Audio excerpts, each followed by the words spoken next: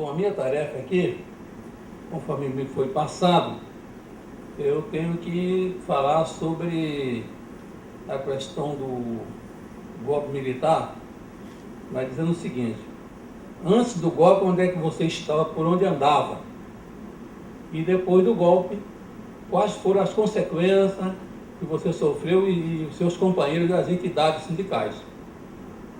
Então vamos começar por aí. Seguinte, queria lembrar que o governo Goulart era um governo muito popular, era muito querido pelos trabalhadores, pelos líderes sindicais, só que os militares nunca engoliram o João Goulart, nunca gostaram dele. Para começar, em 1954, 53, quando ele era ministro do Trabalho do governo Getúlio Vargas, os militares fizeram um manifesto foi chamado Manifesto dos Coronéis, para que Getúlio Vargas tirasse o João Goulart do Ministério do Trabalho. Então o Getúlio afastou o João Goulart do Ministério do Trabalho por uma exigência dos militares.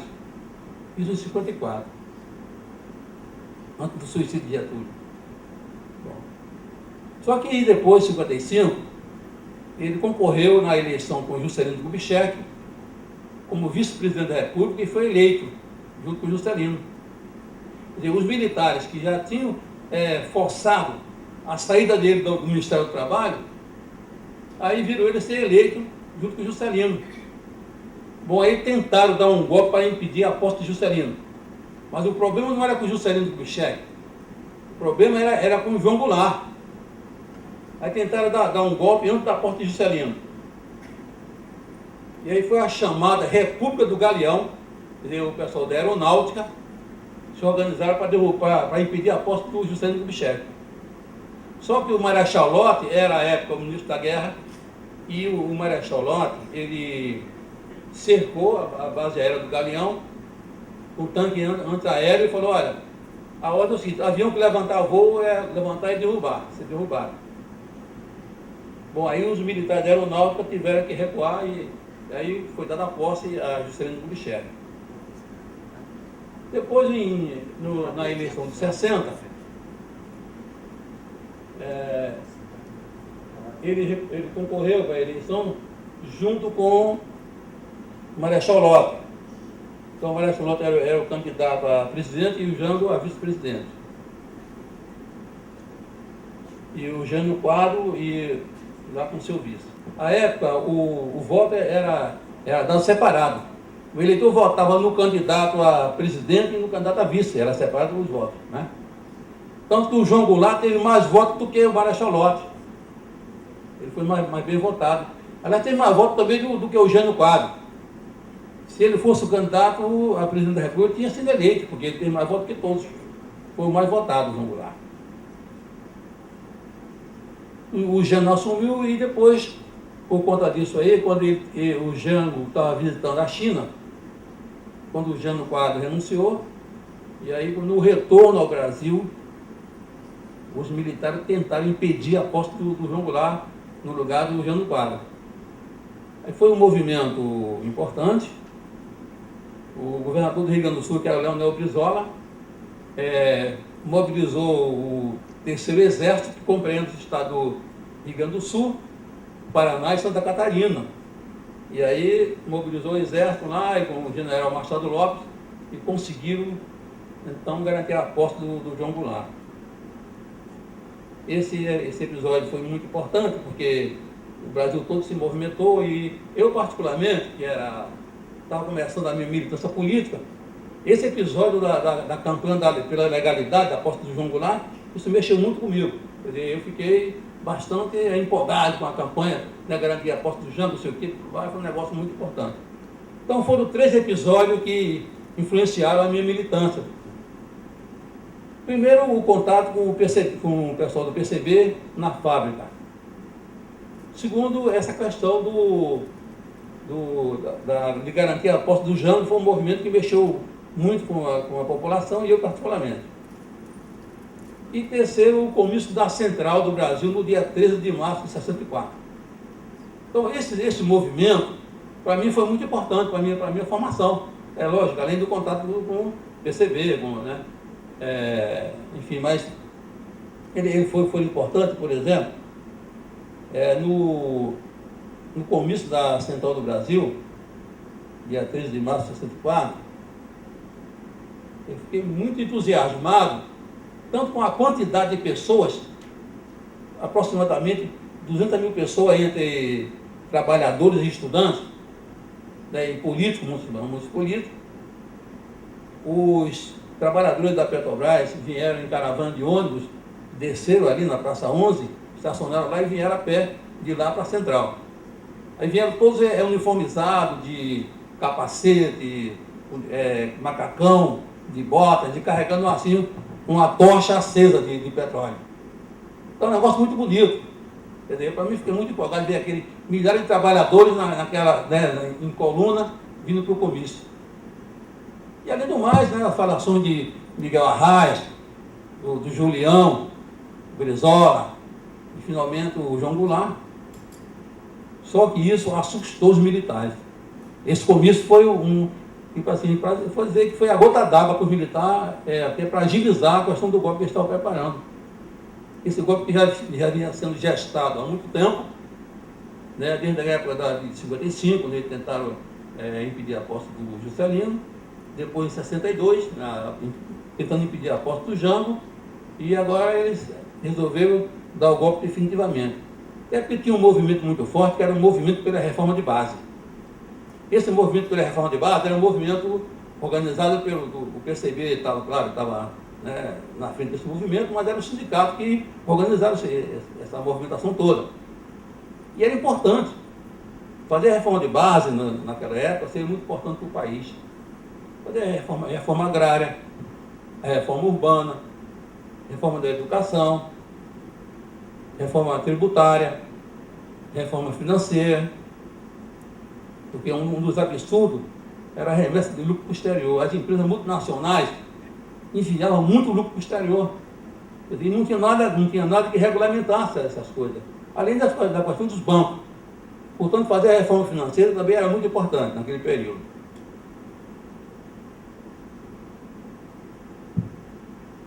O outro episódio, que também agilizou a questão do golpe, além do comício da Central, foi o movimento dos marinheiros.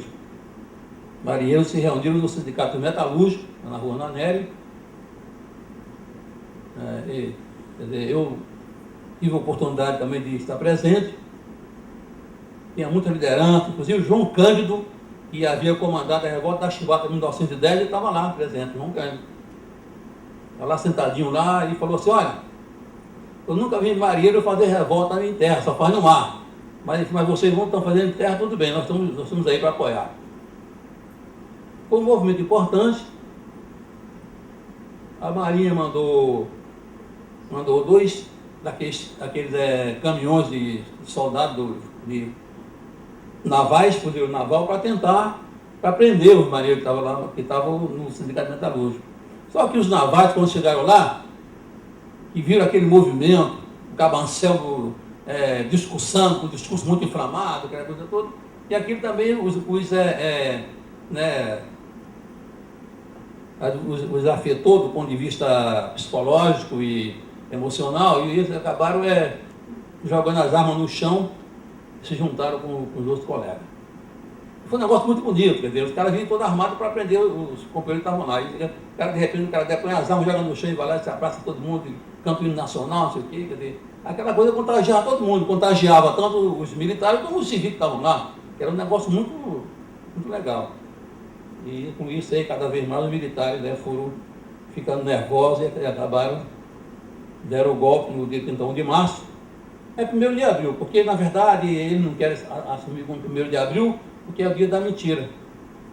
Então eles, dia 31, eles começaram a se movimentar, foi preparando o golpe. Mas o golpe foi efetivamente dado no 1º de abril.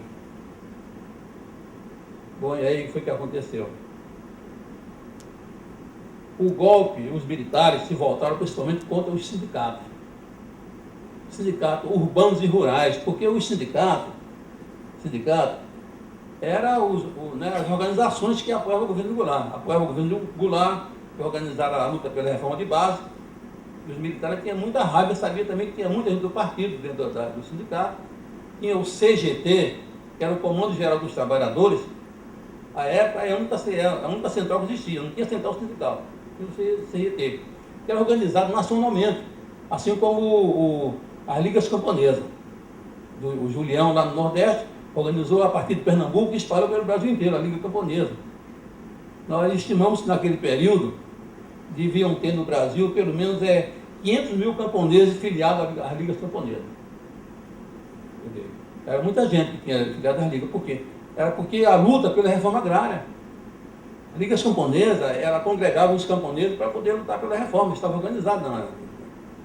Só que os milicos, quando deram o golpe, eles foram exatamente em cima dos sindicatos rurais e urbanos. No primeiro momento, quem sofreu mais foram os trabalhadores. As lideranças sindicais, os sindicatos foram invadidos pelos militares, eles prenderam as lideranças, quebraram o sindicato. Aqui em Niterói, o Sindicato dos Operários Navais, que era na época a categoria mais importante, era os operários navais. Metalúrgico ainda estava ainda mais ou menos engateando, estava começando, mas o mais importante é os operários navais. É um sindicato muito forte, um sindicato que sediou um congresso latino-americano de apoio à Revolução Cubana. Em 63, o movimento decidiu fazer um congresso de apoio à Revolução Cubana. Era para fazer no Rio de Janeiro, mas só que na época o governador do Rio de Janeiro, Carlos Lacerda, proibiu o congresso no Rio de Janeiro. Aí o sindicato do Operário Navais sediou o congresso aqui na sede do sindicato. E era um sindicato que João Goulart ia nas assembleias do sindicato. Era aqui na rua, aqui no Barreto, aqui no Barreto. Então, eles construíram o prédio, em cima, na laje do prédio, fizeram um heliporto. O João Goulart vinha de helicóptero e pousava lá e ia para a assembleia do sindicato. Quer dizer, era um sindicato de muita força, de muita força política. Quando eles deram o golpe, eles foram no sindicato, do Operário Navais, eles foram lá, as pessoas que estavam no sindicato foram presos, espancados, e veio para o Caio Martins, aqui em Niterói. Nós temos um estudo, pode não ser exato, mas aproximado, e no dia seguinte ao golpe, no Brasil foram presas aproximadamente 50 mil pessoas foram presas no dia seguinte. Isso contando do Oiapoque até o Chuí. Mais de 50 mil pessoas foram presas no dia seguinte do golpe. Pelo menos isso. E aí nós temos a estimativa de que foram mortos durante o regime militar, da ditadura de 21 anos, foram mortos 400 e poucos, nós temos a relação. Isso aí está subestimado.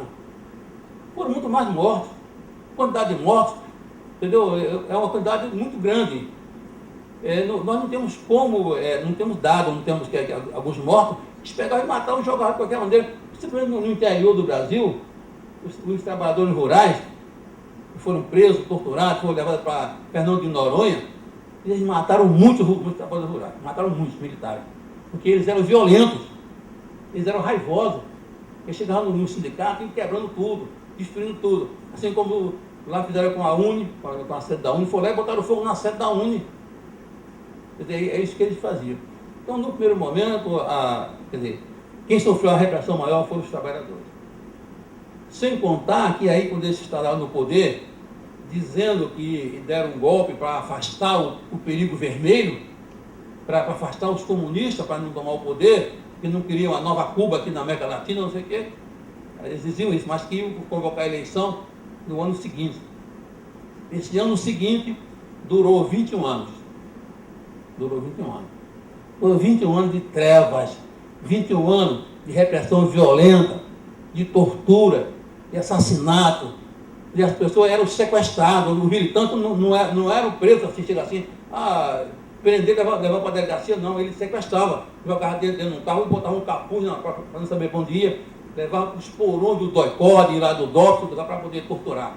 E depois eram levados para outros locais, como, por exemplo, lá em Petrópolis, na Casa da Morte, saiu daqui e para lá para ser morto na Casa da Morte.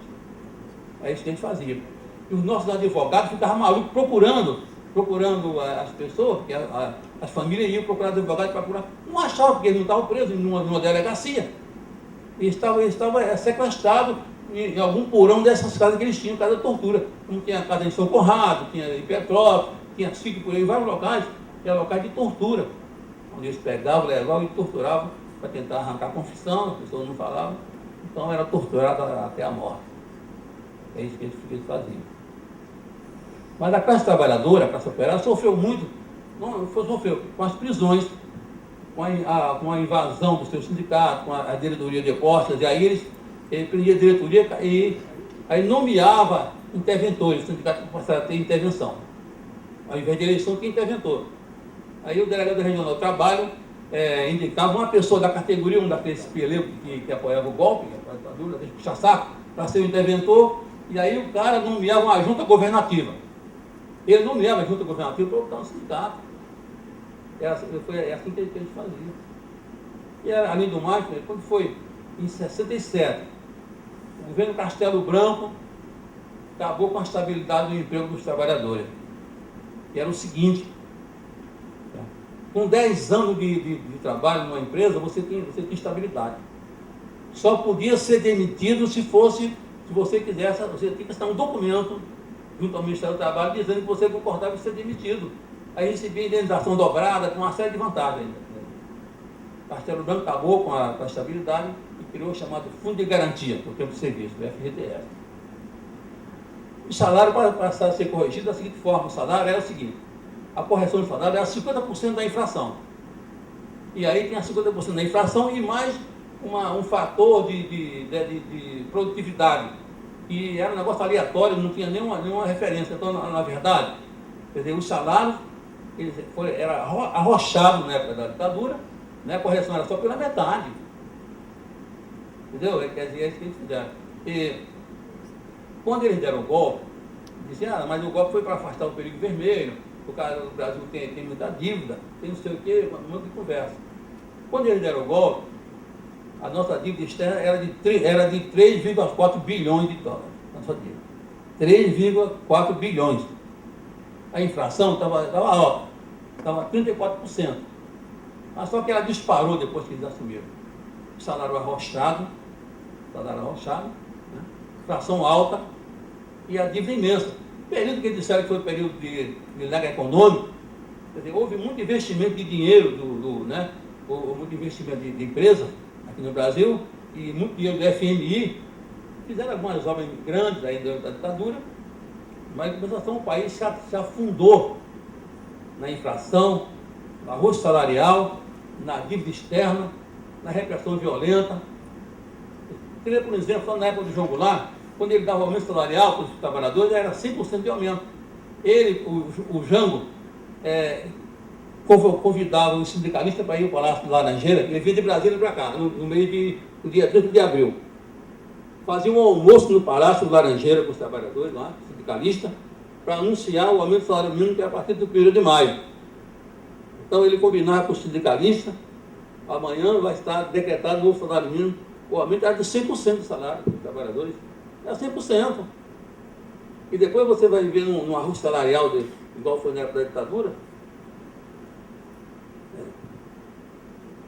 proibido, a greve não tinha direito nenhum, tinha direito de greve. Algumas greves que houveram no período foram reprimidas violentamente. Teve uma greve de Osasco de 68, foi na base da violência policial. Os liderantes foram presos, torturados na prisão. Teve outra em Contagem, em Minas Gerais também, depois, na base também da prisão, da violência contra as lideranças. Então foi esse período da ditadura. Eu passei, nessa época, fui militante, eu fui da ala vermelha do PCdoB. Da ala vermelha, trabalhava, mas era militante. E depois, quer dizer, de certa forma, eu só não fui também morto por ele, porque como eu tinha vida normal, eu trabalhava, quando eu fui preso lá para o DOP, denunciado pelo sindicato que me denunciou, o sindicato da empresa que eu trabalhava, me denunciou lá no DOP, eu fui preso lá. E aí, como eles olharam, eu não tinha nenhuma relação anterior de envolvimento com um movimento que é chamado de subversivo, não tinha nada. Os presos que foram para lá também não me denunciaram, porque eu fazia trabalho de agitação na fábrica, mas eles não sabiam. Ele supunha que tinha um cara ali que era o cara que fazia, que panfletava, que pichava a fábrica, que fazia todo tipo de trabalho. Mas aí eu não sabia quem era. Aí o sindicato disse que era eu que fazia, mas também não comprovaram, eu fui solto logo.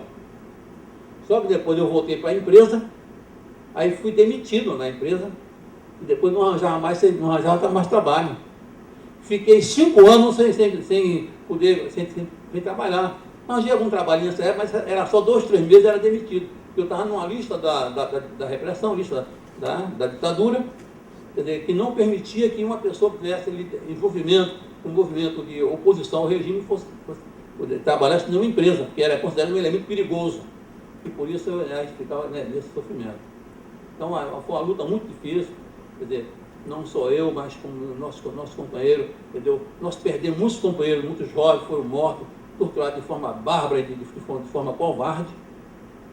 E é isso que aconteceu. Bom, o meu tempo está terminando. Eu queria falar um pouquinho sobre a questão da comissão, para encerrar, né? Comissão da Verdade. Bom, em toda essa história, nós, depois todo mundo conhece essa história, lutamos pela anistia, um monte de coisa aí, depois, finalmente, né, veio a questão da criação da Comissão da Verdade, que a nossa aqui foi a última que foi criada. Os países da América Latina, onde houve ditadura, já tinha tido comissão, já tinha terminado, encerrada, a nossa saiu por último. Mas, de qualquer maneira, ela tem uma importância. Porque nós já fizemos um trabalho de conseguir fazer levantamento, por exemplo, aqui no Rio de Janeiro, nós conseguimos fazer um levantamento só aqui no estado do Rio de Janeiro. Foram 148 pessoas mortas aqui no Rio de Janeiro, pela ditadura.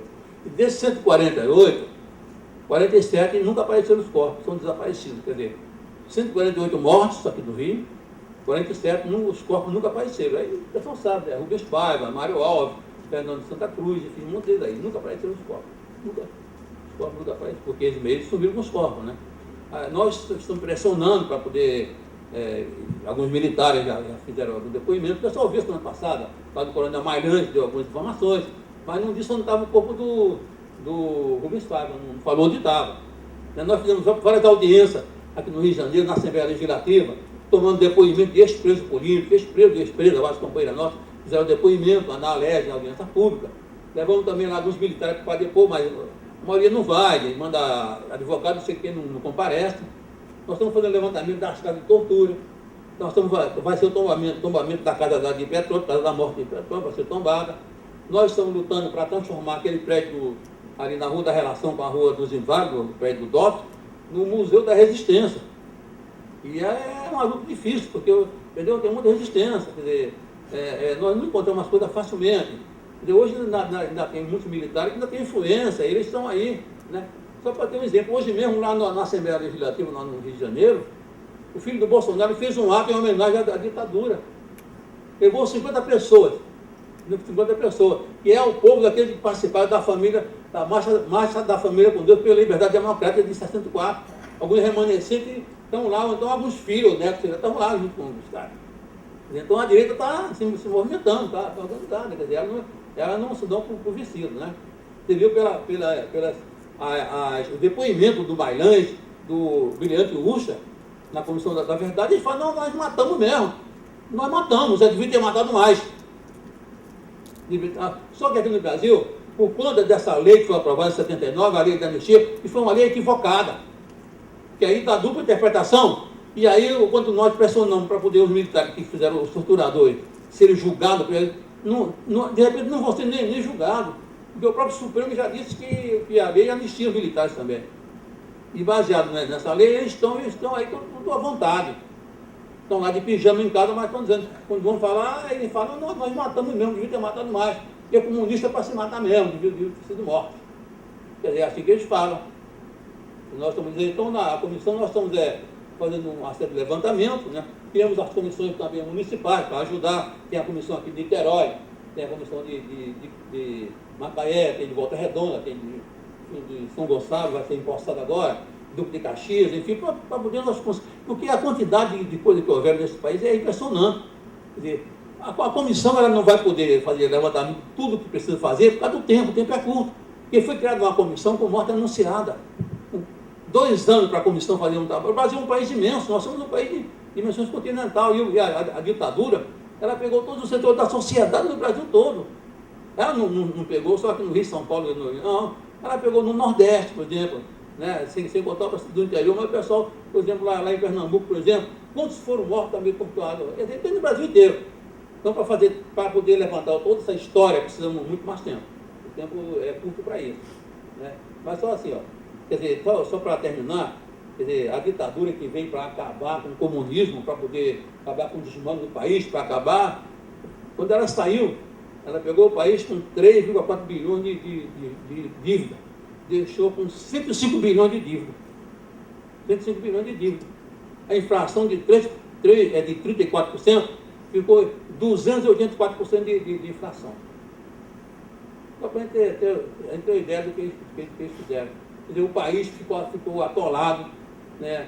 A população, a classe operária esmagada pelo período de ajuste salarial, de repressão, entendeu? De falta de tudo. Quer dizer, por isso que nós estamos seguindo, estamos dizendo, né? Vamos conversar com a população, principalmente com a juventude. Nós estamos indo em colégio, né, em universidade, falar com o pessoal, transmitir para eles essa história. Eles precisam conhecer essa história, precisam conhecer história que eles não conhecem, porque essa geração agora, a geração que são os pais de você também, de repente a maioria também não conhece, mas é preciso saber, preciso conhecer, para que isso nunca mais volte a acontecer no nosso país. Aí nós dizemos, pô, ditadura nunca mais, tortura nunca mais, né? Nós queremos ver a liberdade e a democracia. Obrigado. Boa tarde, eu sou o comandante Paulo Henrique Ferro Costa e estou honrado com esse convite para falar para uma juventude como vocês, sobretudo imaginar que numa época da ditadura, quando foi implantado o golpe, as comunicações no Brasil eram absolutamente inexistentes. E uma pergunta que se faz sempre, como um presidente caiu sem resistir? Né? Sem ter um esquema militar que se contrapusesse ao esquema do golpe. Esse golpe já vinha sendo tentado desde a época do Getúlio e sempre foram derrotados. As forças legalistas dentro das Forças Armadas sempre foram vitoriosas. E quando, em 1964, o presidente foi surpreendido pela traição de alguns generais. Traição do general Cruel, por exemplo, que era compadre do João Goulart e comandante do 2º Exército. Foi traído também pelo pessoal do Nordeste, pelo Justino Alves Bastos, e, enfim, foi uma ação que pegou o presidente de surpresa por causa das traições. Mas dentro da Marinha não houve golpe. Dentro da Marinha não houve golpe. Nós resistimos. Os navios ficaram sob o nosso controle. O Corpo de Fuzileiros Navais, que era a base de terra que atua nos combates terrestres, estava sob o nosso controle, nas mãos do almirante Aragão. E os militares golpistas da Marinha foram se aquartelar no Clube Naval. Quer dizer, quem quer combater não vai para o Clube Naval. Quem quer combater vai comandar as suas unidades. E nós fomos para as nossas unidades.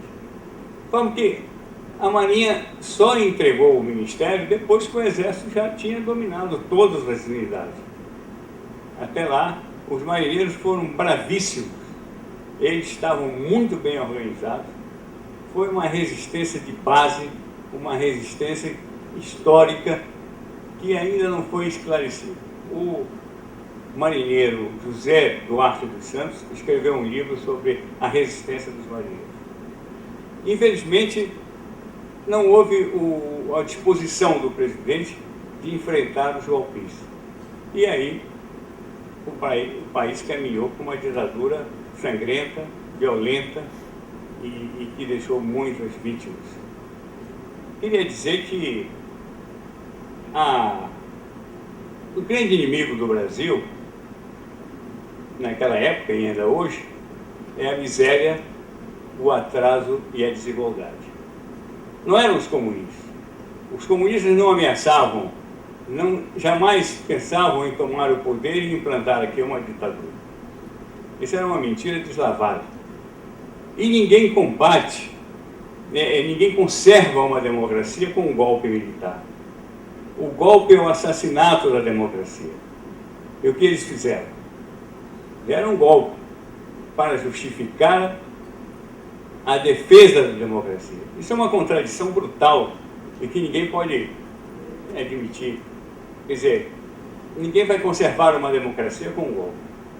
Depois vieram os assassinatos, as prisões sem justificativa, as demissões.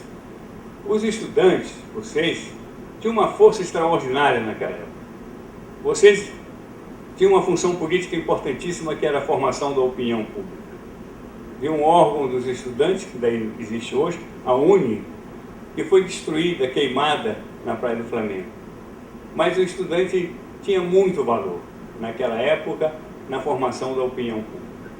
Muitos líderes políticos saíam de dentro da UNE, das universidades. Era um trabalho imenso que eles tinham. A ditadura silenciou os estudantes. Entrou nos diretórios, prendeu, torturou, desapareceu e assassinou. E não se sabe em que mar, em que floresta, em que parte do território brasileiro estão os corpos desses brasileiros. Eu fui punido severamente na Marinha. Perdi minha carreira no começo. Mas, numa ditadura, dois segmentos militares se destacam. Os que servem ao tirano com seus métodos de tortura e opressão, construindo as suas carreiras, e os que vão, mesmo fora das Forças Armadas, construir as suas carreiras nas trincheiras da liberdade. Nós construímos as nossas carreiras quando saímos expulsos pela ditadura, procurando os caminhos da resistência. E eu não sou menos militar do que eles. Eu me julgo até mais do que eles. Porque se o Brasil hoje tem uma democracia, é graças a vocês, é graças a todo o povo brasileiro que lutou, que não se entregou, mesmo naqueles momentos mais duros, enfrentou os militares e restituiu ao Brasil a sua democracia e a sua liberdade.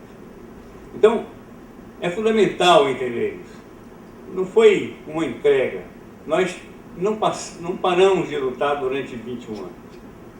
E quando chegou, e além dessa palavra golpe para defender a democracia, que é uma contradição, outra palavra absurda é chamar de anistia.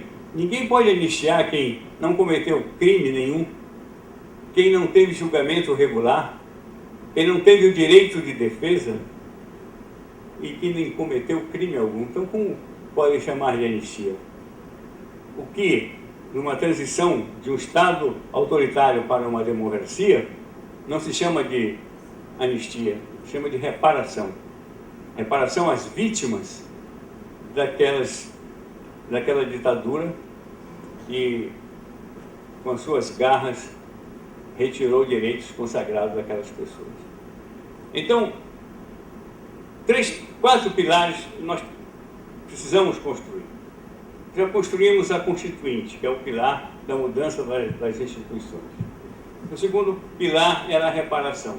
Já houve avanços significativos com a Comissão de Anistia, que devolveu direitos consagrados. Eu mesmo fui anistiado e recebi a minha patente de capitão de mar de guerra hoje. Depois veio o pilar mais penoso, que está sendo mais difícil de ser construído, que é o pilar da verdade. Porque o Exército defende e continua mantendo o silêncio sobre os crimes cometidos durante a ditadura.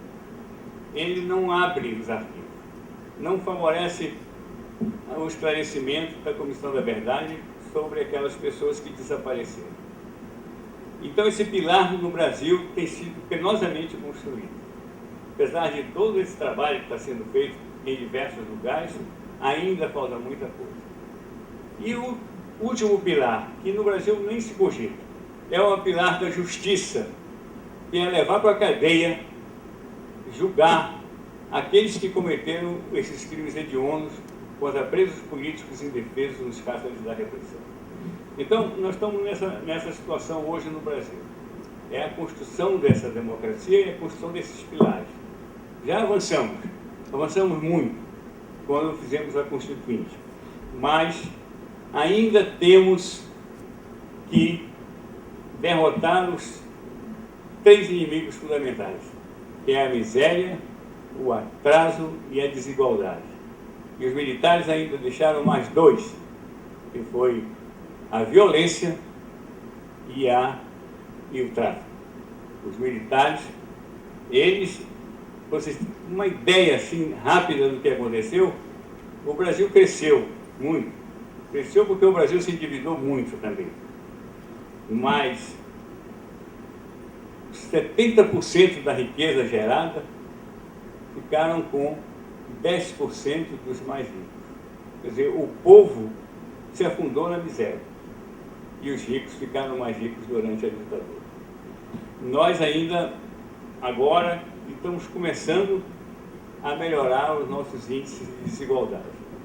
E vocês, estudantes, terão que recuperar aquele passado, aquela importância que vocês têm, que é a formação da opinião pública. Criar voltar a ter o controle político e levar as ideias das universidades, da renovação, da esperança, da liberdade e da justiça ao povo brasileiro. Muito obrigado.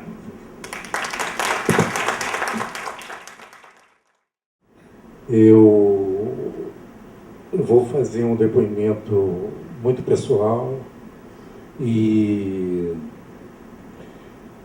é uma honra estar aqui porque eu entrei na faculdade em 1968 e era lá na Tiradentes. Tem gente aqui, pode ser que nem tenha conhecido a nossa casa na rua Tiradentes, mas só funcionava o prédio antigo. Aquele prédiozinho da frente ali, só funcionava aquele prédio. E o prédio de trás, ele tinha sido concluído, mas não funcionava.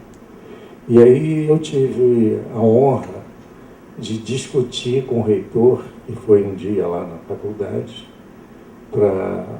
porque nós precisávamos usar o prédio, né, novo. E nós tivemos um embate pesado com o reitor, que uma das marcas da juventude dos anos 60 é quebrar com a ideia de autoridade, não nos submetermos à autoridade hierárquica. E aí eu também inaugurei aquele prédio novo lá e tenho o prazer de estar inaugurando esse auditório aqui. Então, para mim é uma honra muito grande, mas eu gostaria de fazer minha fala tentando chamar a atenção, especialmente da garotada, dado que os professores que eu vejo aqui têm a idade dos meus filhos, né? E a meninada aí tem a idade próxima dos meus netos. E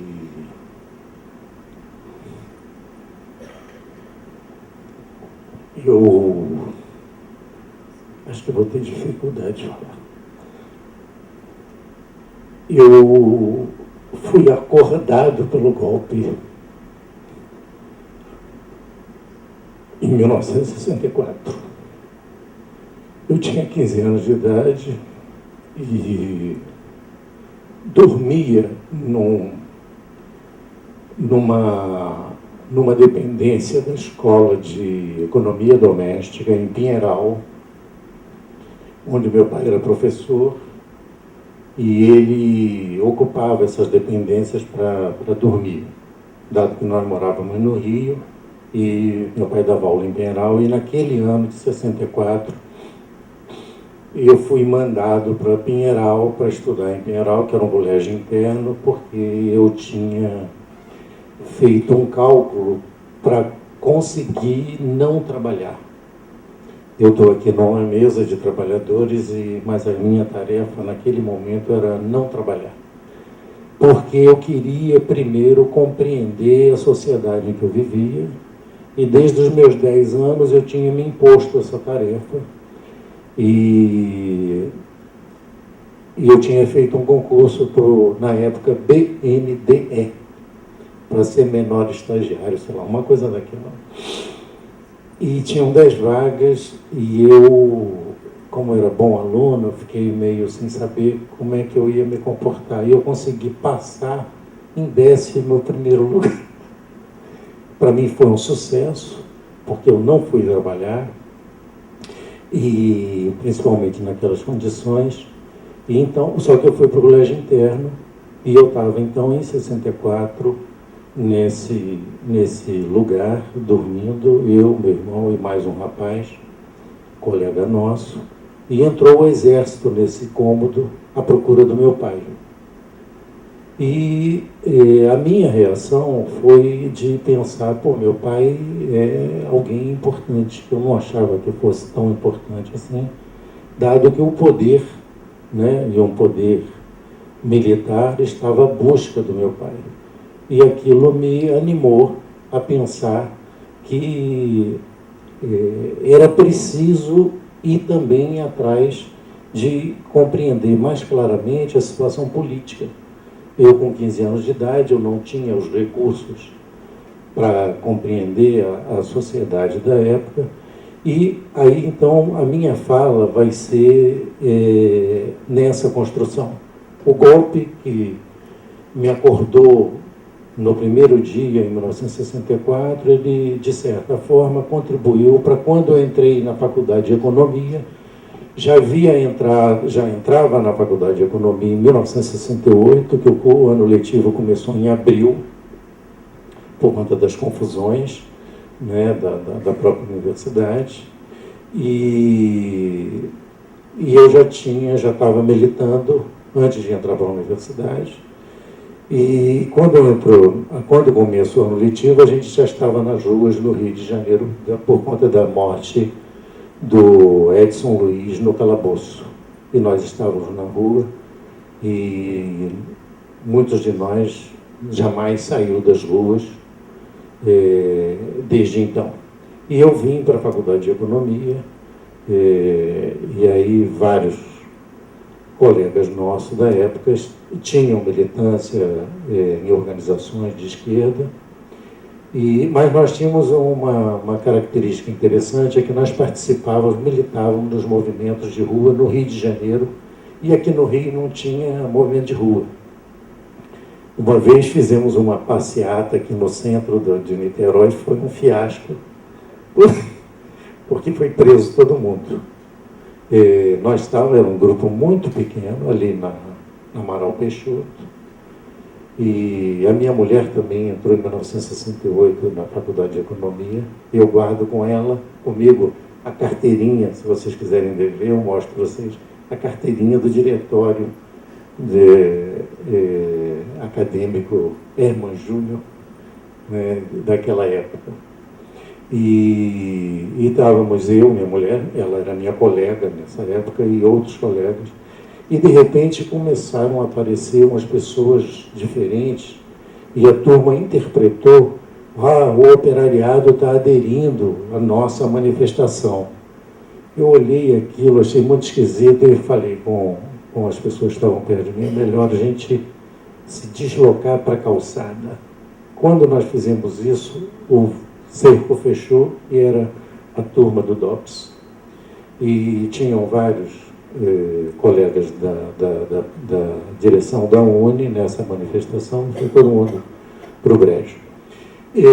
Então, em 1968, a economia ela tinha uma característica de que nós começamos a fazer discussões por turma, tanto para estudar, porque o curso era muito pesado, era muito complicado, muito difícil, mas também nós discutíamos os caminhos da universidade.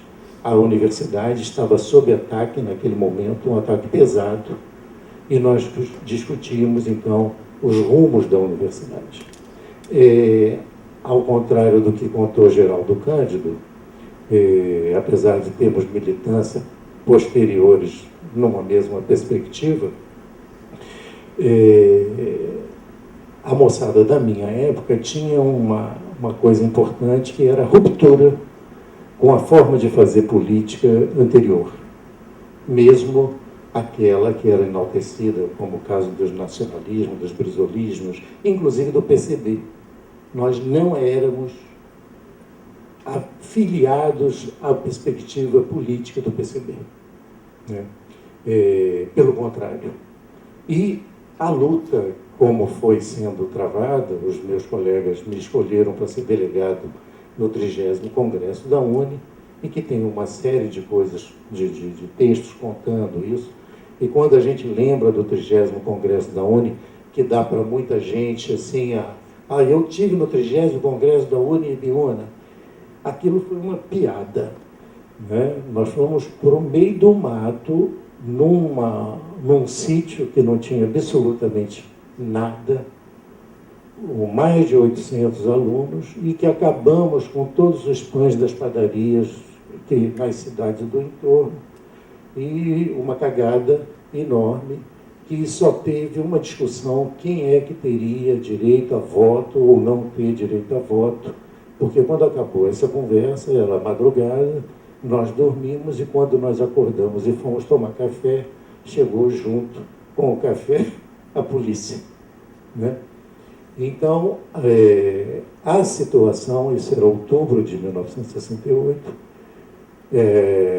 a situação foi ficando muito complicada, e a estudantada, né, uma parte forte dos estudantes, resolveu, depois do AI-5, de dezembro de 68, né, resolveu seguir os seus caminhos em termos de buscar a sua formação acadêmica, e eu não tinha condições de me formar, não conseguia ver perspectiva de me formar e me tornar economista. Eu me formaria em 1972.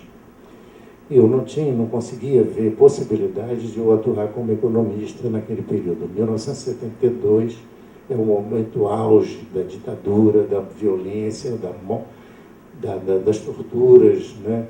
É o período, ao mesmo tempo, do milagre, e é o período mais duro da ditadura militar, que é o período Médici. E eu não suportei, fiquei ainda o ano de 1969, e acabei largando a faculdade na passagem de 1969 para 1970. Aí, sim, não me restava outra alternativa, mas eu já tinha me constituído, me sentia capaz de me tornar um trabalhador. E aí eu larguei a faculdade, tirei um diploma de uma coisa que era primário, que era a 5ª série primária, porque eu não podia dizer que estava na universidade, e fiz um curso no Senai, de 1 mês e pouco, e me tornei soldador, e fui trabalhar nos estaleiros do Rio de Janeiro, e trabalhei até 1985 como operário metalúrgico. Tive uma outra passagem, que aí nós fomos para o DOI-CODE, eu, minha mulher, meu irmão e outros colegas nossos, inclusive uma turma daquela lá de Pinheiral também. Aí nós nos reencontramos no DOI-CODE, nos reencontramos, ou seja, estávamos lá, mas não nos víamos, éramos tratados solitariamente, né, isoladamente, e eu já na condição de operário. E o que eu encontrei? Me pediram que falasse numa perspectiva de classe. Hoje é difícil, né? E perspectiva de classe. Mas eu gostaria de dizer que uma das questões importantes, que quando eu entro nas fábricas, em 1970, o que eu via era uma ausência completa de disposição ou de coragem, um medo fortíssimo de falar, inclusive sobre a condição de trabalho, as condições de trabalho. Isso era 1970. Então nós começamos muito lentamente a tentar encontrar. Eu tive que reaprender a falar, eu tive que reaprender a me posicionar, porque eu estava de novo me readequando à condição de ser um trabalhador. Eu era quase que um infiltrado numa direção ao contrário, né? E naquele momento nós tínhamos um amparo importante do ponto de vista da cultura, das artes. O cinema, o teatro, a música chamava a atenção para a responsabilidade, para o compromisso com a sociedade, com as questões da época. Nós tínhamos, Geraldo Cândido aqui acaba de falar, que nós tivemos como um dos elementos para dar o golpe foi a questão das reformas de base. Essas mesmas reformas de base que precisam lá para ser enfrentadas no Congresso. Tá? Então, os motivos que levaram ao golpe são os mesmos motivos que estão fazendo a moçada se assanhar hoje. Outro dia, eu ia até trazer para cá, a Folha de São Paulo fez um encarte só sobre a ditadura e disse assim, não mandando, lá na capa, né, do caderno, dizendo assim, que depois de 50 anos a ditadura ainda incomoda. Porra, a ditadura está talvez nas nossas casas. A ditadura, todo dia, ela está se expressando. O apelo ao golpe está hoje colocado na mesma noção. E eu, na minha conversa com companheiros operários, eles me disseram que antes de 64, eles tinham um poder aquisitivo razoável, eles tinham crédito.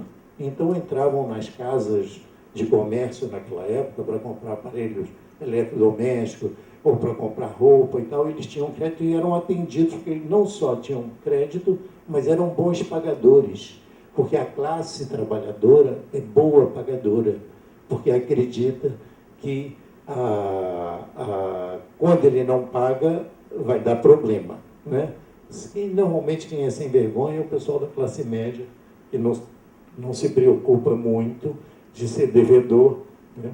Mas o que acontecia? Quando eles entravam numa loja daquelas, as mulheres da classe média, as mulheres requintadas da classe média, ficaram horrorizadas e os agrediam, dizendo, esse pessoal está pensando que é o quê? Esse pessoal está pensando que é gente?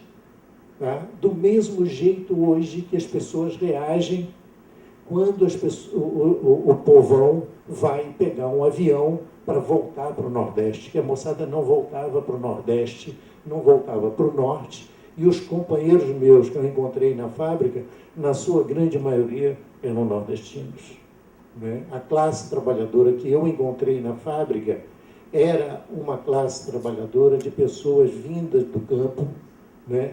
E sofriam pesadamente os danos de não poder se organizar, se manifestar e expressar seus interesses. E como é que resolviam isso? E tinha muita gente que se sentia razoavelmente bem. Por quê? Como não tinha luta sindical, não havia mais luta sindical, os ditos acordos coletivos de trabalho era uma farsa, né? Que não tinha nenhuma discussão, de fato, não tinha negociação. O que os trabalhadores faziam? Como era o pessoal vindo do campo, tinha uma disposição para o trabalho infernal, que eu nunca fui capaz de chegar lá, né? Fazia hora extra aos montões. A ditadura militar, o milagre, é preciso também buscar, contar essa história. Quantos será que terão morrido no processo de trabalho, em acidente de trabalho? Eu vi muita gente morrer nos estaleiros do Rio de Janeiro, muita gente. Morriam para trabalhar, porque faziam hora extra aos montes, e morriam porque já no esgotamento não caíam de andaime, explodiam tanques, uma série de situações que me fez, inclusive, ter uma briga pesada com a organização que eu estava ligado, porque fizeram lá um documento falando da violência, da tortura, da perseguição, mas não tinha uma linha falando sobre a situação da classe trabalhadora e da violência cotidiana que sofria a classe trabalhadora brasileira. E aí o pau comeu, porque eu era um membro da esquerda e brigando com a esquerda, porque não tinha nenhuma sensibilidade do ponto de vista ideológico para tratar da condição da classe trabalhadora, da classe operária brasileira. Então, essas marcas que hoje nós comemoramos a democracia, aqueles que têm uma relação ainda com a classe trabalhadora, né, hoje eu sou do DIEESE, o DIEESE assessora a classe trabalhadora nas suas negociações, mas não existe negociação. Da porta das fábricas para dentro não tem democracia. Ainda precisa chegar a democracia nos espaços das relações de trabalho. Então é preciso transformar as relações de trabalho em relações sociais, que não são relações sociais, ainda continua sendo relações de mando. E aí nós precisamos nos perguntar, quando nós falamos, queremos descomemorar o golpe, nós precisamos nos perguntar o seguinte: essa história não pode ser contada como uma história passada. Nós somos herdeiros, nós respiramos isso. De algum modo, nós temos alguma ligação com quem resistiu ou com quem apoiou o golpe. Quem apoiou o golpe diretamente apoiando as ações da ditadura, né? Ou também dizendo que não sabia nada. Todos nós sabemos das coisas que acontecem. Tem coisas que acontecem, não nos incomoda. Por exemplo, a tortura, ela sempre foi prática comum nesse país. Mas quando ela atingiu a classe média, virou uma barbaridade. Então, mas só que a tortura sempre foi um hábito das nossas polícias, né? E na minha história de vida, o que eu acabei tentando fazer era um resgate da minha própria origem, né? E para minha satisfação, eu acabei ficando na classe trabalhadora, na classe operária, na condição de soldador, até o último governo militar, até o último general ditador, né? E acabou, e aí a situação se fechou também para as oportunidades de trabalho, né? E eu me vi impedido de continuar sendo trabalhador. Eu não me tornei dirigente sindical, considerava que não me cabia me arrogar a ser representante da classe operária, né? Mas continuei batalhando junto na fábrica. Em 1979, quando os metalúrgicos do Rio de Janeiro fizeram a sua primeira greve, depois de 1964, nós estávamos junto ali, conhecíamos, porque o que acontecia é que essa coisa da rotatividade também já era comum naquela época, e como nós rodávamos de estaleiro para estaleiro, de empresa para empresa, ao longo dos anos 70, nós acabamos conhecendo uma parcela significativa de trabalhadores, e a organização das greves acabou sendo possível por conta das relações que não só se davam na fábrica, mas também no espaço do bairro, no espaço da condução para a fábrica, né? Então você tem uma história aí que ela não é uma coisa linear, mas foi uma construção que se deu por conta de uma resistência que, embora aparentemente não tenha havido a resistência logo no imediato momento do golpe militar, mas nós fizemos uma resistência. A resistência que nós fizemos acabou sendo uma resistência que descambou para a luta armada, né? Mas quem definia a escolha por ser a resistência ser armada ou não era nossa, era nos imposto pelos donos do poder, né? Então, o que eu acho que a gente precisa discutir e ter chamar a atenção para um alerta é de que os elementos postos para que a ditadura se instalasse no país, e assim compreender que o apelo para o golpe, o apelo para a intervenção militar, ele se deu por conta de uma perspectiva que a sociedade brasileira sempre se incomodou absurdamente com as possibilidades e as oportunidades do povo participar das decisões, dos destinos do país. Toda vez que a classe trabalhadora se assanhou, houve uma interrupção numa perspectiva de mudança. Então, o que nós tínhamos? 1964.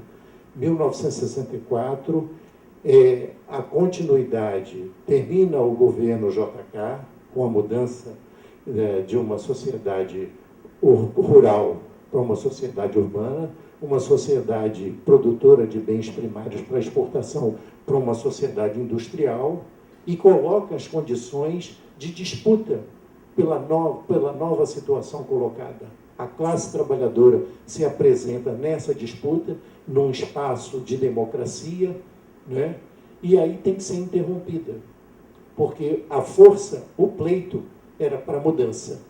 E eu acredito que, ao longo dos anos 80, se nós olharmos o processo histórico, ao longo dos anos 80, novamente a classe trabalhadora se assanha no país e coloca questões para a nossa sociedade, que ela vai desde o fim do governo militar, passa pela Constituinte e fecha com o risco do Lula ser eleito com um projeto de mudança para esse país.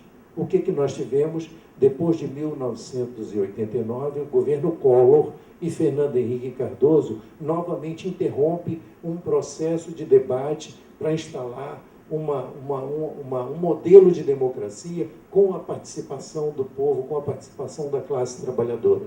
Isso foi novamente interrompido. E nós precisamos entender que, no momento atual, novamente existe uma disposição da direita e de parcela da sociedade, passando pela mídia, e que quer interromper, não que a gente tenha conquistado muita coisa, mas quer interromper a continuidade das demandas populares e da possibilidade de que o conflito seja o motor e dê a dinâmica de construção do processo democrático, do processo político e de um modelo de desenvolvimento da sociedade brasileira. Então, a ditadura não é uma coisa de 1964, não é uma coisa dos 21 anos. Ela é uma questão nossa de hoje, que a luta política hoje passa pela ideia de que é preciso interromper a busca de participação, de construção de uma democracia participativa em que todos nós possamos expressar nossos interesses e a classe trabalhadora possa romper com os obstáculos para que ela se expresse também como classe e como portadora de interesses, tentando marcar aquilo que poderá vir a ser um modelo de sociedade, um modelo de desenvolvimento e a definição de um papel do Estado brasileiro. Então, o Brasil que eu, quando fui crescendo, vi um Brasil em transformação, construindo uma nova situação de relações sociais, ficou me devendo, enquanto jovem, que entrei na universidade com a ideia de que poderia participar das discussões, que tipo de modelo, e isso foi interrompido, assim como aconteceu com a classe trabalhadora, que começava a acreditar que as reformas de base, a reforma agrária, a reforma tributária e outras dimensões de reforma necessária nesse país pudessem ocorrer para que a classe trabalhadora tivesse efetivamente participação. Mas nós não podemos esquecer que nossa sociedade viveu e vive um modelo autoritário ainda marcado pela nossa herança colonial e escravocrata. Só que nós precisamos examinar a nossa história, o nosso papel nesse processo. Então, cada um de nós tem que ter clareza de que muitas marcas negativas desse momento, nós precisamos ter a coragem de olhar para trás, porque ontem eu conversava com os rapazes falando, imagina quem é filho de alguém que foi torturador, que drama é se esse indivíduo resolver assumir uma posição de ruptura com essa história. Eu não tive que passar por isso, mas tem gente que passou por isso. E é preciso ter cuidado, porque nós não podemos jogar na mesma vala de condenação as pessoas que passaram por isso. Então tem que ter coragem, e todos nós temos que ter coragem para perguntar aos nossos pais e olhar para trás e saber que o que tem para frente exige de cada um de nós mais do que a disposição de fazer crítica, mas assumir uma postura crítica, porque o processo revolucionário é a de transformar radicalmente os valores da sociedade, e os valores que muitas das vezes eles vigoram e são animados nos espaços acadêmicos, porque nós nos diferenciamos da grande maioria da população que não tem acesso à educação de qualidade, aquilo que nós lutamos em 68, e já lutávamos muito antes disso, tá? Por uma educação pública de qualidade, e deve continuar sendo a nossa luta. Tá? E isso coloca como compromisso o acesso à universidade, não para resolver problemas de carência, mas para premiar as pessoas que efetivamente buscam o conhecimento, para que o conhecimento chegue aonde o conhecimento precisa chegar. E ser relevante, porque o conhecimento é um motor, é um elemento importante de transformação, e não um elemento para nos transformar em membros da elite e parceiros dessa coisa que estranha a grande maioria da população, e manter a grande maioria da população numa situação de exclusão. Nós precisamos romper com tudo isso e deixarmos de ser, de alguma forma, coniventes com aquilo que se expressou na forma mais clara no período da ditadura civil-militar, e que depois ganhou força com o período neoliberal, né? E que hoje nós precisamos nos limpar das duas formas de opressão e de exclusão social.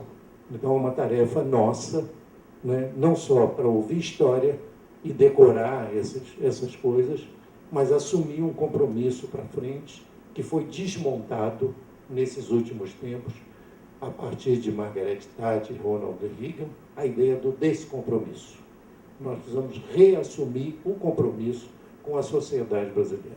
Em 1968, vou terminar, em 1968, quando eu entrei na faculdade, a turma, que era primeiro ano, o segundo ano estava sem professores. Fizemos uma reunião rápida entre nós e decidimos que íamos chamar uma assembleia. Nós paralisamos a faculdade numa greve nós íamos para a faculdade, não assistíamos aula e queríamos a contratação de professores. Nesse processo é que veio Carlos Lessa, Antônio Barros de Castro, Cláudio Salma e mais alguns, vindo da CEPAL. Nós pleiteávamos que o curso de economia passasse a tratar da realidade brasileira. Nós conseguimos, na sequência da greve, tanto a contratação de professores como a mudança do currículo. Fizemos um seminário de mudança de currículo, e aí nós conseguimos que tivesse esse processo de constituição de um curso de economia mais voltado para a realidade brasileira. Então, eu acho que esse curso de economia, esse compromisso de tratarmos da realidade brasileira, com as perspectivas de que os estudantes tenham opções de fazer suas escolhas do ponto de vista das escolas de pensamento, eu fico feliz porque, de alguma forma, eu participei desse processo. Depois que eu me formei, voltei em 1986, né, consegui me formar em 1989. Eu fui o caso, acho que, do aluno mais. E o Moacir era o único indivíduo que tinha todas as minhas notas. Se não fosse o Moacir, eu estava perdido, ninguém sabia de mim.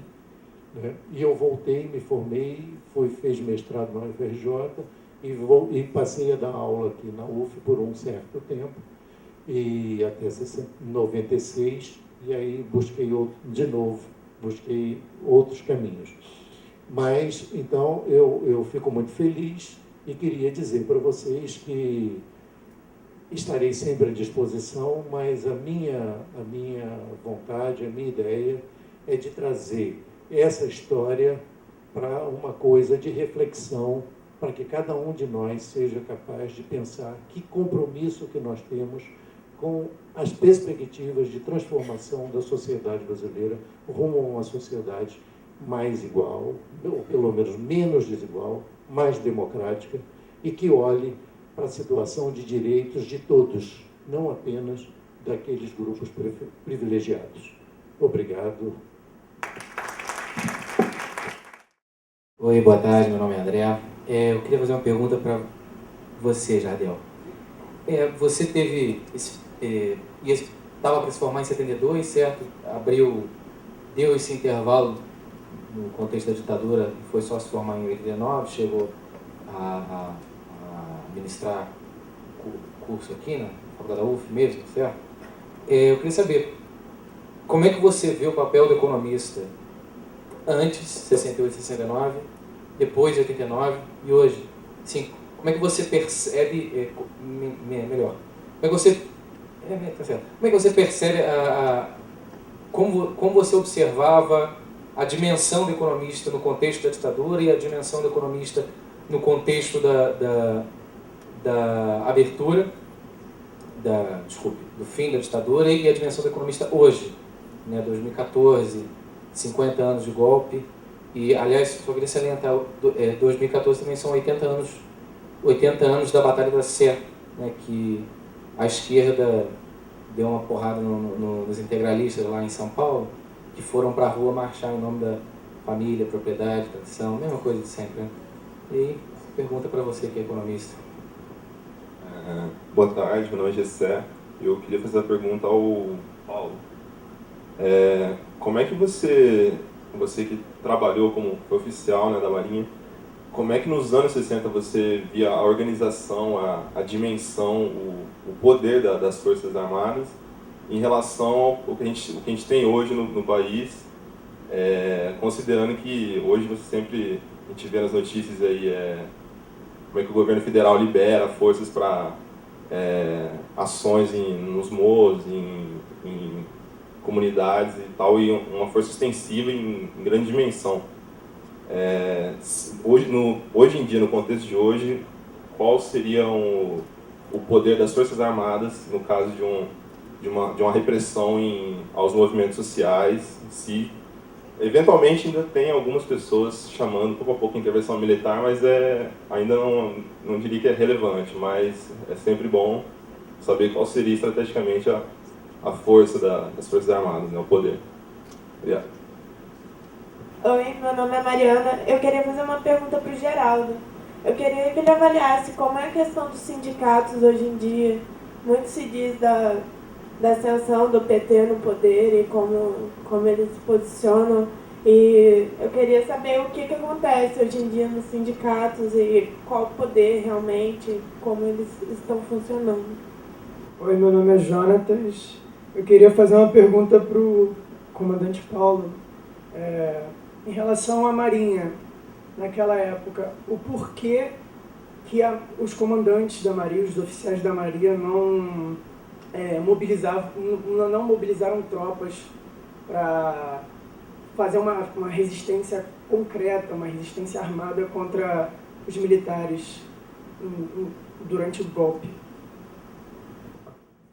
Aqui assumindo a posição de aluno de economia, estudante de economia, eu queria fazer uma pergunta tanto para o Paulo e uma para o Geraldo, assim, muito provocativa, porque o CENIMAR, que era o órgão de inteligência da Marinha, foi considerado uma das coisas mais bárbaras conhecidas no período da ditadura militar.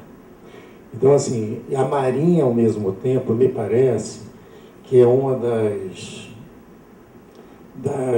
forças mais elitistas que tem. Né? Como é que isso foi, como é que essa coisa se dava naquele momento? Né? E engraçado é o seguinte, nesses últimos dias também lendo as coisas, uma das demandas do movimento dos marinheiros lá era por ter o direito de casamento. Para mim é um escândalo, né? Então a Marinha tem um problema que a gente precisa compreender como é que pôde combinar ao mesmo tempo um grupo com disposição de resistência e uma fúria absurda no momento da repressão, né? E Geraldo é a história do... Quando eu era estudante, pelas nossas leituras, que nós andávamos com os nossos livros todos encapados assim, não assim, né? Assim tá, você vê o nome, mas era tudo encapado, porque ninguém podia saber o que você estava lendo. Mas nós tínhamos uma ideia de que o movimento sindical não tinha capacidade de transformação, mas muito mais de ajuste. E o Geraldo, eu sei que teve uma atuação para derrubar uma pelegada miserável que dominava no movimento sindical naquela época, né? E aí o seguinte, o movimento sindical, que limites tem para a ação sindical no sentido de uma possível mudança? E como é que os sindicatos hoje conseguem perceber isso? De ultrapassar a luta por direitos corporativos, tá? Para uma luta mais política, aquela que você está metido como na questão da Comissão da Verdade, inclusive.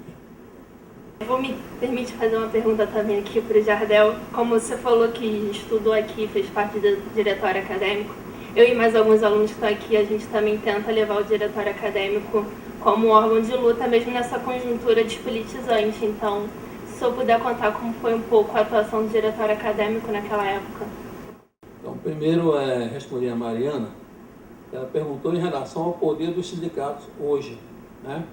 Então, eu falei na minha intervenção inicial que os sindicatos, no período anterior ao golpe de 64, os sindicatos tinham organização, eles tinham um certo poder, tanto que o presidente da República, João Goulart, vinha ao Rio de Janeiro no mês de abril, no final de abril, para fazer um almoço com os sindicalistas no Palácio da Laranjeira e discutir a questão do aumento salarial para os trabalhadores, o aumento do salário mínimo, né, que já era um salário que tinha o dobro do poder aquisitivo de hoje, dobro mais, mas tinha um reajuste de 100% na época do Jango.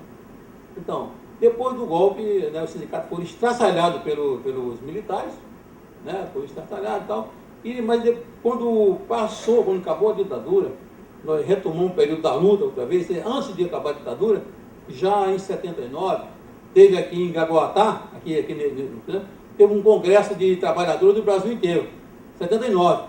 E nesse congresso foi discutida uma pauta imensa de bandeira de reivindicação dos trabalhadores, inclusive a criação de uma central sindical. Então o pessoal já começava a se preparar para reerguer os sindicatos, criar uma central sindical que nós não tínhamos. E aí isso foi feito, né? Aí depois veio a grande greve do ABC, e aí né, o movimento sindical se fortaleceu, nós criamos a CUT, a Central Única dos Trabalhadores, né, e os sindicatos ganharam força outra vez, tomaram força. E foi importante num período de mobilização da sociedade, inclusive na questão da campanha direta, os sindicatos participaram diretamente, mobilizaram suas bases para ir à rua, os operários todos com camisa na direta já, entendeu? Foi um negócio importante. Na questão da Constituinte, nós fomos a Brasília muitas vezes de caravana pela Constituinte, enfim, teve muita movimentação. Eu acho que atualmente houve uma certa queda, eu acho que houve um descenso no movimento sindical, entendeu? Houve uma certa acomodação, a meu ver. Houve uma certa acomodação. Nós começamos a criticar os dirigentes sindicais pelo seu comodismo, atualmente. Tanto, criou-se muito sindicato, se criou muitas centrais sindicais, nós criamos a CUT, depois já vieram mais 10. Hoje são 11 centrais sindicais. E o principal elemento que move isso aí, o combustível, é chamado imposto sindical. Entendeu? O imposto sindical é a coisa que queria o sindicato e as centrais sindicais que estão aí. Então acho que o poder do sindicato teve esse papel importante, eu acho que em função do comodismo e até acertar uma certa vinculação, acho até com moderar o movimento em função do governo. É errado, está errado isso, e os sindicatos perderam muito a sua credibilidade. A outra questão, daí me dando já na questão que o Jardel perguntou, né, é o seguinte, falou inclusive que nós participamos de muitas lutas para inclusive derrotar pelegos. Porque quando, na época da ditadura, os pelegos do sindicato, os interventores, acabavam virando dono do sindicato. Então o cara era nomeado para ser interventor pelo Ministério do Trabalho, pelo delegado regional, e aí ele criava uma junta governativa e tal, se estabelecia no sindicato, e aí ficava lá um tempão. Depois, quando começou a ter eleição, ele montava uma máquina e ganhava a eleição. Quando nós criamos a CUT, aqui no Rio de Janeiro, nós fizemos uma luta. Eu fui eleito para presidir a CUT no Rio de Janeiro, presidi a CUT por quatro mandatos. E nesse período, nós partimos do zero para mais 50 sindicatos, ganhamos mais de 50 sindicatos nesse período. Aí nós saímos derrubando os pelegos todos aqui no Rio de Janeiro, através da organização da CUT, apoiando as oposições, e fomos conseguindo vitória, viu, Jadel? Conseguimos muita vitória, e foi um processo importante no período em que o sindicato estava em ascenso, em ascensão. É isso que eu acabei de responder para a Mariana, né? Os sindicatos tiveram um período de ascenso, foi importante na criação da central sindical, nessas lutas todas, e depois voltaram outra vez para um patamar que hoje, apesar de toda a democracia que existe, democracia, né, relativa, entre aspas, eu acho que você concorda com a tua intervenção, do meu ponto de vista também é esse, né? Nós precisamos avançar muito para poder ser uma democracia verdadeira. Bom, enfim, então eu acho que hoje em dia os sindicatos perderam do seu papel pelo comodismo do seu dirigente, né? Quer dizer, muitos se transformaram em sindicatos chapa branca. Central sindical chapa branca, isso acabou com o movimento. Entendeu? Não pode ser assim. O movimento sindical tem que ser autônomo, quer dizer, independente de qualquer que seja o governo. Não pode servir de correio de transmissão para governo nenhum. Entrou nesse caminho, é o caminho do comodismo, do peleguismo, e aí perde a credibilidade. Porque aí também os trabalhadores, entendeu? Sai fora, não perde, os caras perdem a credibilidade na sua direção. É uma direção que não está mais a serviço da classe operária, da classe trabalhadora, está a serviço do poder estabelecido. Aí está errado. Você estava falando do poder militar no morro, né? Olha, você invadiu um diretório acadêmico armado com metralhadora, é muito mais fácil do que entrar no morro, enfrentar um poder que tem dinheiro, que está organizado e está fortemente armado. Derrotar um diretório não é a mesma coisa que derrotar uma organização dentro de um morro. Portanto, os militares vão ter muita dificuldade para enfrentar esse grupo que está aí organizado e tem ramificações pelo mundo inteiro. Não é uma coisa simples. Não vai ser fácil isso. É uma luta muito difícil.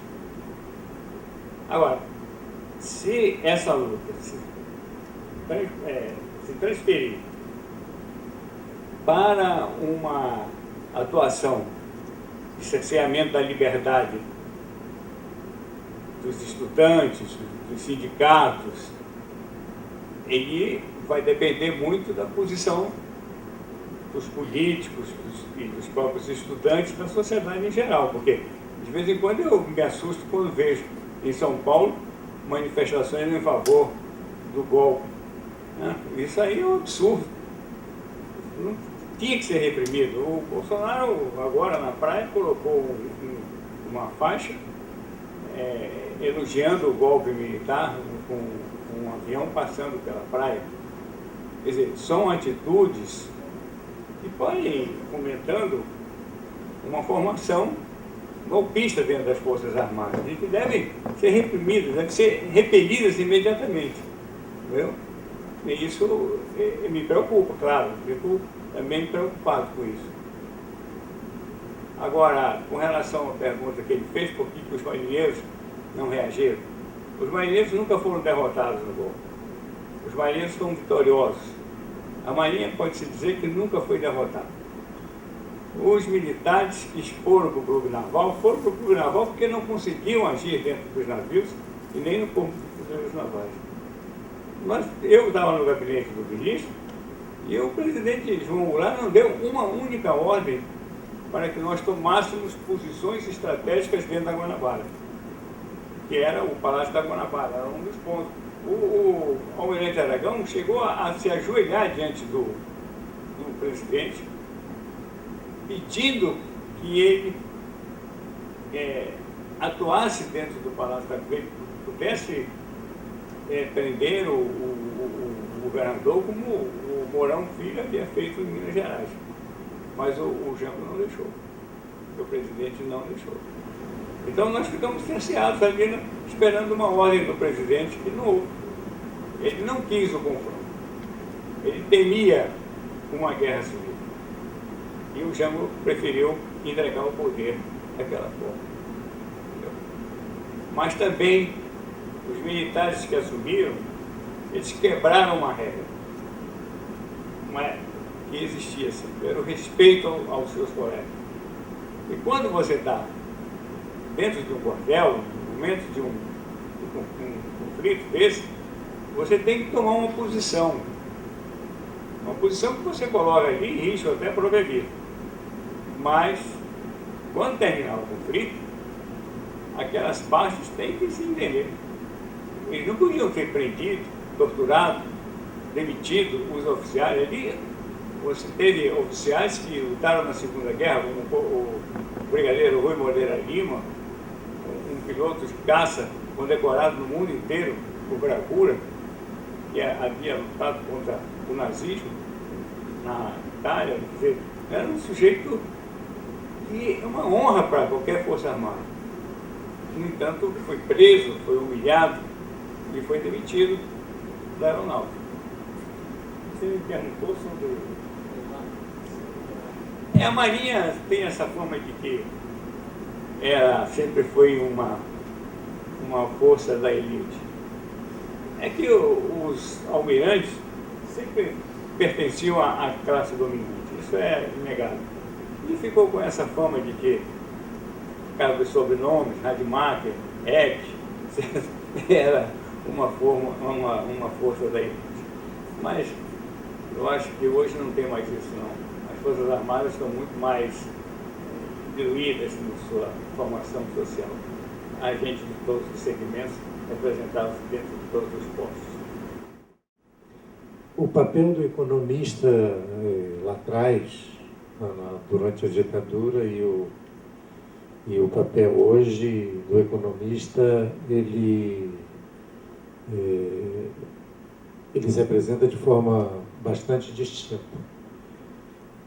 Lá atrás, pelo que eu sei, né, alguns colegas nossos se formaram e foram, um foi trabalhar no FINEP, outros foram trabalhar no BNDES, outros ficaram lá no IPEA, fazendo suas pesquisas, né? Mas não era somente o caso dos economistas.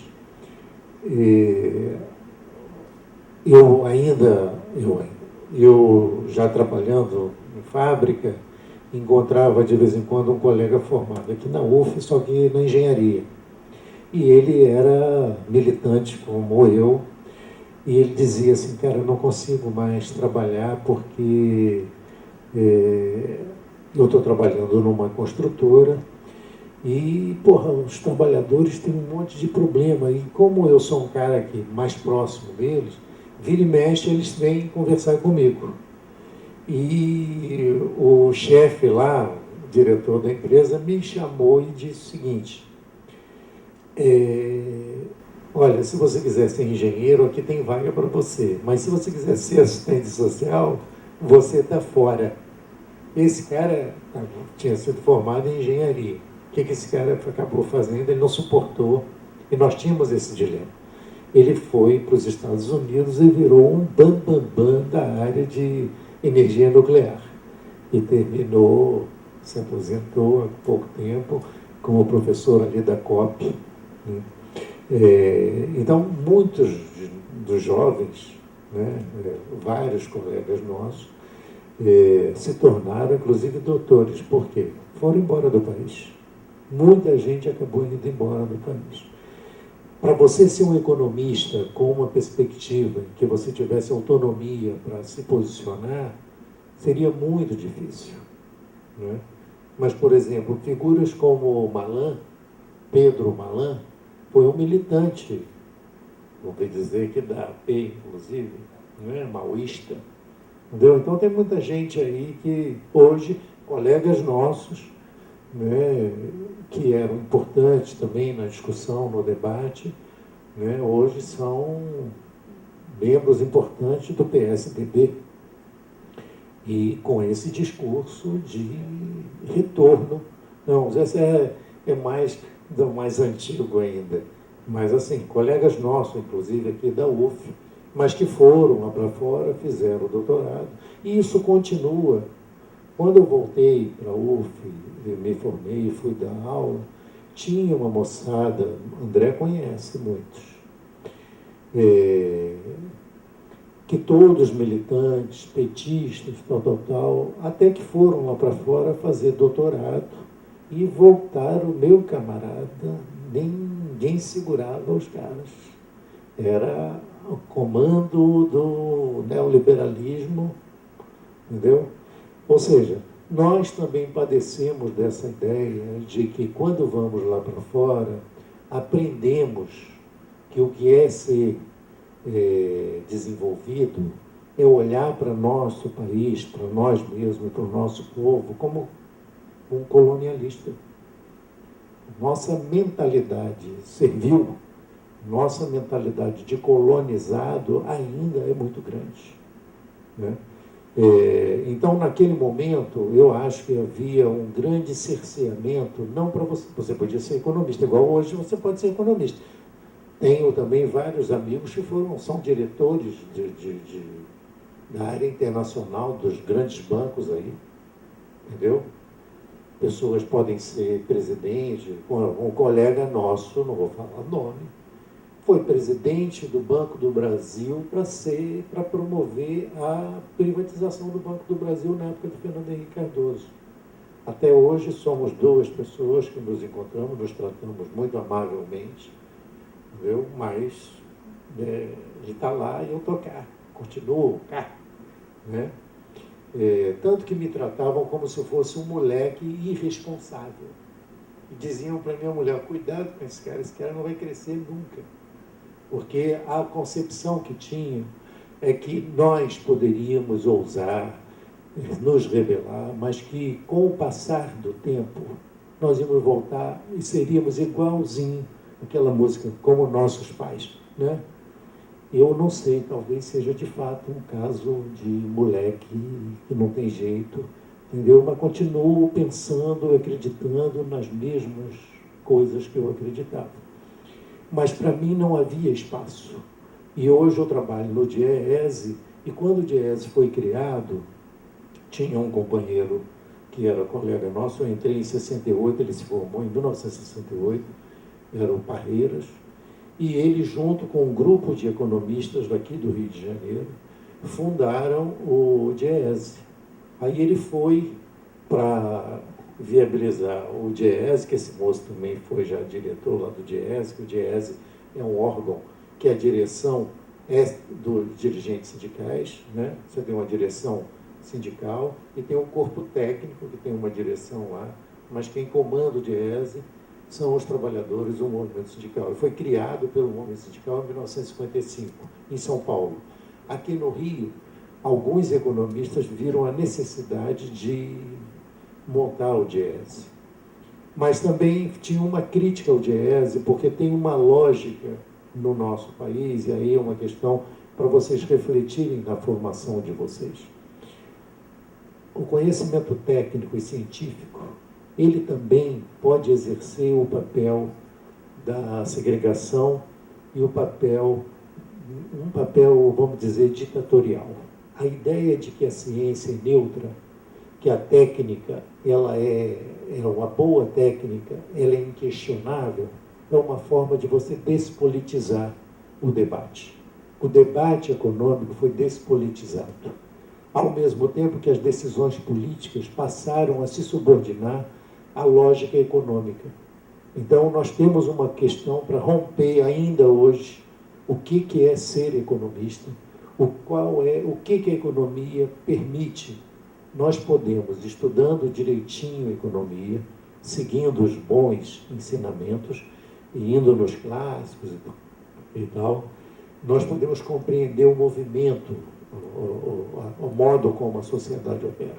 Mas as transformações da sociedade, se nós quisermos entender como a sociedade pode operar mudanças, tá? Aí nós temos que sair da economia. Então, ou trazer para a economia, ou a economia para o seu lugar.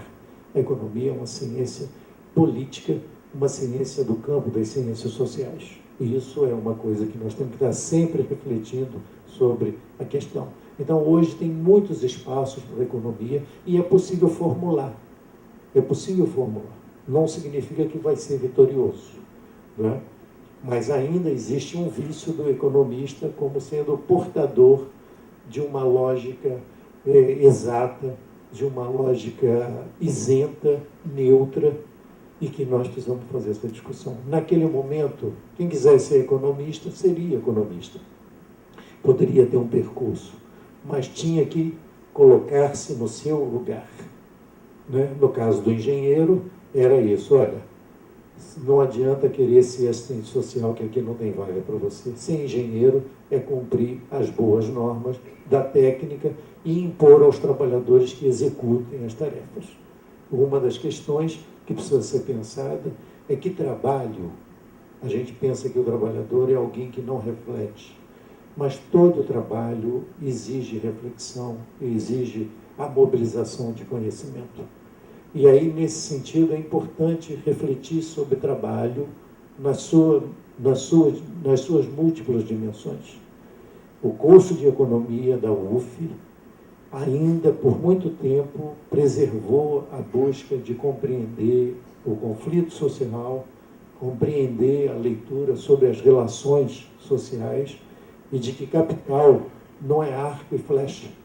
Capital são relações sociais e que a gente precisa compreender isso. Quando eu dava aula aqui, muitos meninos diziam assim, não, tem que ser uma coisa objetiva, eu queria ver economia, coisa palpável. Economia são relações, economia são processos, e processo é algo que você tem que olhar por trás. Tem meninos que acham que vão estudar e vão ler jornal e entender o jornal, né? O que nós precisamos é compreender o que tem por trás daquilo que aparece como intenção, né? E olhar os interesses no jogo da tomada de decisão. E os economistas são aqueles caras que, no momento de grande incerteza, eles ficam apostando que vai acontecer isso, vai acontecer aquilo, entendeu? Quanto tem mais incerteza é quando você deve ou calar a boca, ou dizer, olha, está tudo nebuloso e não dá para arriscar muita coisa lá na frente, né? Bom, então a economia estará sempre em discussão, os campos de conhecimento estarão sempre em discussão e precisam ser tratados criticamente. Por fim, 2 minutos para dizer o seguinte, tudo era proibido, tudo era ilegal. A UNE era ilegal, o DCE era ilegal, o diretório acadêmico podia funcionar, mas para fazer, na minha época, o diretório acadêmico, eu entrei na UF, o diretório acadêmico da UF fazia, todo mundo de esquerda, mas o que o diretório acadêmico mais fazia era um chamado baileco. Tinha um baile, aí a meninada namorava, né? Aquele negócio de, não tem chopada? Para que serve chopada? Para zorrear, né? E aí eu, vem cá, mas que diabo é isso? É baileco e as nossas lutas? Aí nós fomos, né, aos poucos, discutindo e as coisas foram... Como eu fui para Ibiúna, aí nós fomos... Como é que é? Nós fomos coisa na Lei de Segurança Nacional, né? Incluídos lá na Lei de Segurança Nacional, e eu não podia fazer parte do diretório, porque eu queimava o diretório, então... O diretório tinha que ser uns caras que não tinham muito problema. Mas, ao mesmo tempo, eu fui indicado também para ser... os DCE tinha uma vice-presidência que era uma quantidade enorme de gente. Um monte de vice-presidente. Eu era vice-presidente. mas era clandestino, ninguém sabia que eu era vice-presidente, porque não podia saber. Se dissesse que você estava preso, então eu não podia fazer parte do diretório, que o pessoal entendia que eu queimava o diretório, porque eu já tinha sido preso. Naquilo que eu podia participar, eu tinha que ser clandestino, e os representados não podiam saber que eu os representava. Então era uma esculhambação só, né? Mas nós fazíamos as nossas lutas, e que, na verdade, o que eu acho que tinha de interessante é que nós não nos diferenciávamos. Nós não éramos assim, ninguém falava com a autoridade do fulano que é consciente contra o outro lá que é um retardado alienado. Né? Nós éramos iguais, nós discutíamos de igual para igual, e eu tive a felicidade, assim, acho que eu me tornei uma pessoa, acho que mais educada, inclusive, porque eu tive a felicidade de conversar com mais de 30 colegas, sentado nas escadarias ali da Rua Tiradentes, e nós conversávamos. Um falava e os outros ouviam, e cada um falava. É diferente do que hoje, eu fico louco.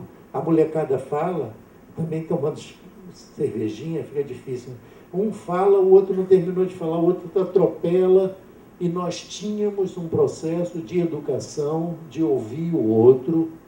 E tem uma coisa que me parece que é relevante chamar a atenção, é o seguinte: não é verdade que a minha geração era uma geração de jovens conscientes, tinha de tudo, né? E depois foi ficando mais claro.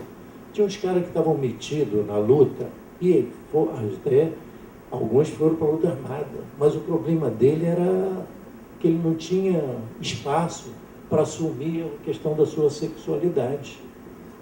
Então, assim, mas tudo jogava para a mesma coisa.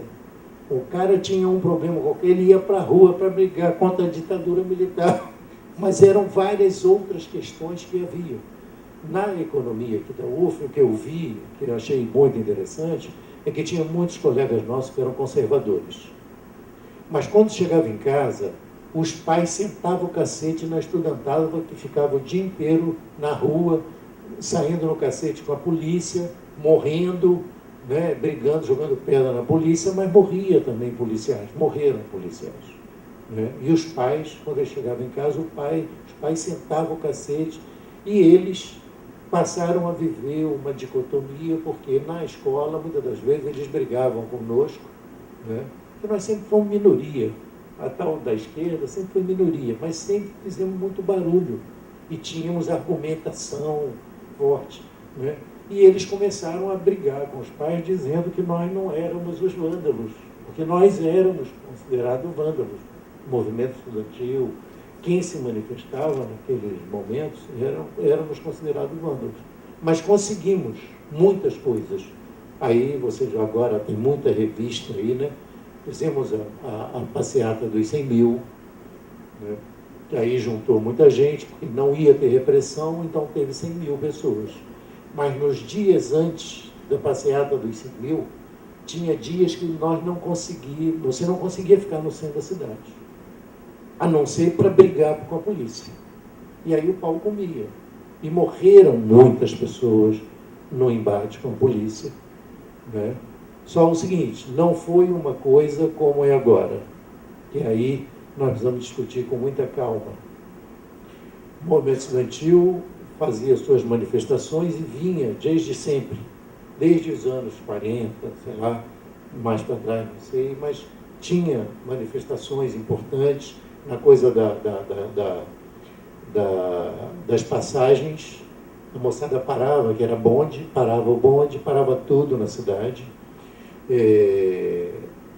e criava o caos, né? Então, nós continuamos fazendo os nossos movimentos, mas foi no amadurecimento que nós fomos indo para a ideia de uma, não radicalização, mas de uma coisa mais de extremismo, né? Não foi uma coisa como hoje. Inicia-se um movimento com a ideia de redução das tarifas e se apresenta um grupo para fazer o combate. O grupo que fazia o combate era o mesmo grupo que fazia a manifestação. Não houvesse a repressão policial absurda, provavelmente nós faríamos nossas manifestações e iríamos crescendo. Mas como tinha repressão, nós fomos nos preparando para o enfrentamento. Não foi essa história de que já havia um grupo pronto para o embate, né? E um pouco na história das lutas sociais é isso. Se pegar a história das lutas sociais, morre muita gente do lado do povo até que se constituam as forças de embate contra a repressão, né? Mas isso é uma tarefa para vocês jovens, para saber como lida com as várias formas de expressão, com as várias formas de manifestação, né? E que para nós mais velhos precisamos o tempo todo estar reaprendendo e nos atualizando em relação às formas de manifestação, porque não é difícil que nós também caiamos num conservadorismo. Não é o fato de que eu lutei ontem que eu tenho hoje o passe livre para poder dar opinião. Eu tenho que me provar novamente capaz de compreender a realidade do momento e estar apto a contribuir com as discussões, né, estando em dia com a minha capacidade de leitura da realidade. Como diz lá Pedro de Nava, para encerrar, né, a experiência é um carro com farol voltado para trás. Ilumina tudo sobre o passado. E sobre o presente e sobre o futuro, estamos em igual condição. Sei tanto quanto você, e a minha experiência só serve para contar a história. Hoje, eu tenho que me provar de novo alguém que mereça a sua confiança para nós nos tornarmos companheiros de luta. E aí, nesse caso, tem uma coisa que eu resgato a ideia do que seria uma perspectiva de classe, uma perspectiva da classe operária, da classe trabalhadora, do velho operariado, que parece que já não existe mais, né, segundo alguns. Nós precisamos saber quem somos nós. No momento de grande divisão, em que um garoto diz assim: à minha esquerda é o precipício. Isso é a coisa mais enganosa que pode existir. À minha direita eu não sei quem tem, pode ser que ninguém. Mas eu preciso provar que eu sou alguém da confiança na luta, na prática, no processo, não no discurso. Eu vejo muita gente de esquerda que se diz marxista, mas não são materialistas dialéticos. E é preciso compreender a importância da ferramenta deixada de análise e as demais ferramentas para compreender a realidade, né? Mas que nós somos bons de discurso em boteco. Na ação, somos iguais a todo e qualquer conservador.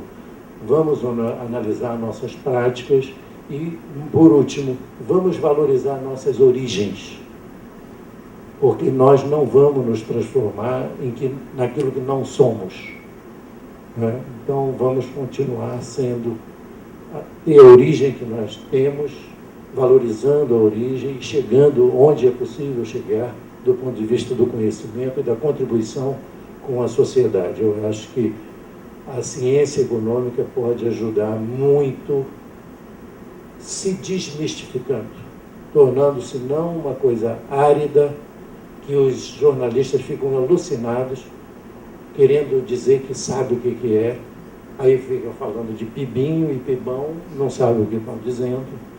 Chama os especialistas para dizer que tudo que eles falam está certo, e o especialista diz que é aquilo mesmo, né? Então, nós temos uma tarefa de tornar com que o nosso conhecimento seja apropriado e entendido por toda a população, porque ele tem estado no centro das decisões políticas, e nós precisamos fazer com que a política tenha o seu lugar e a economia possa contribuir com as transformações da nossa sociedade. Um grande abraço. Tchau.